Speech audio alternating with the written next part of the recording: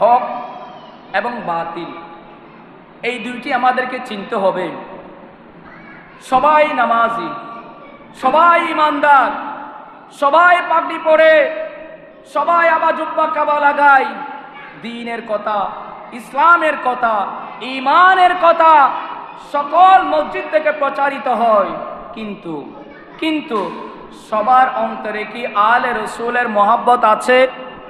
একটু কথা বলবেন, আমার কথা কি বুঝতেছেন আপনারা? হক বাতিল কিভাবে চিনবেন? আপনারা তো বলেন হুজুররা এত দলে বিভক্ত কেন?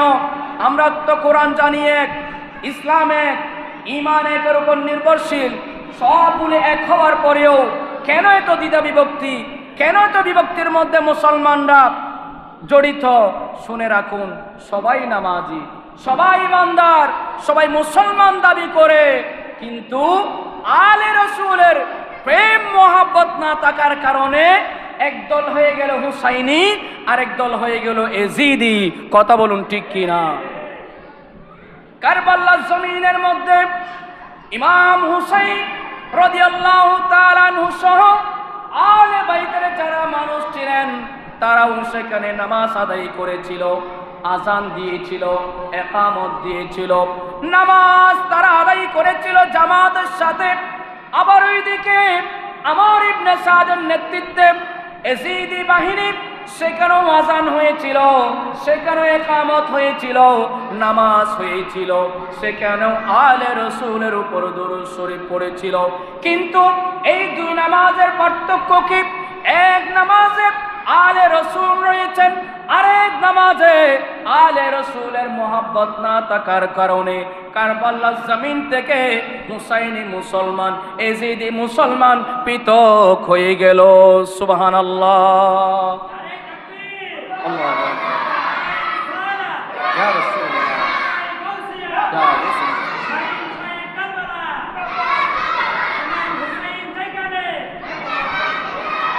সম্মানিত হাজিরিন, আমি আপনাদেরকে যে বিষয়টুকু দৃষ্টি আকর্ষণ করছি, আমার নবীকে জিজ্ঞেস করলেন, ইয়া রাসূলুল্লাহ, আমরা যে আপনি নবীর উপরে দরুদ পাঠ করব, কিভাবে দরুদ প্রেরণ করব?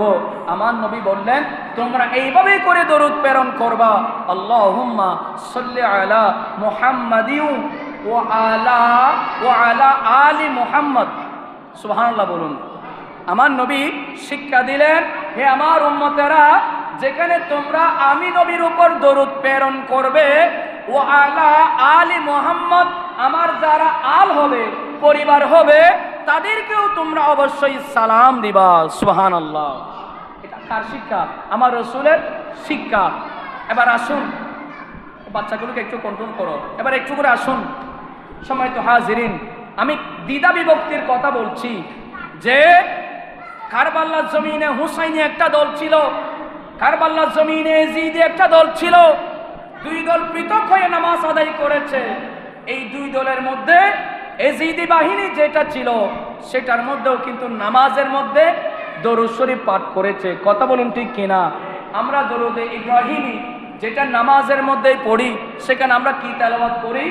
আল্লাহুম্মা সাল্লি আলা মুহাম্মাদিন ওয়া আলা আলি মুহাম্মদ কামা সাল্লাইতা আলা ইব্রাহিমা ওয়া আলা আলি ইব্রাহিম ইন্নাকা হামিদুম মাজিদ।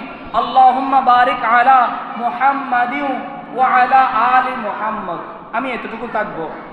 আল্লাহুম্মা বারিক আলা, আল্লাহুম্মা সাল্লি আলা মুহাম্মাদিন ওয়া আলা আলি মুহাম্মদ।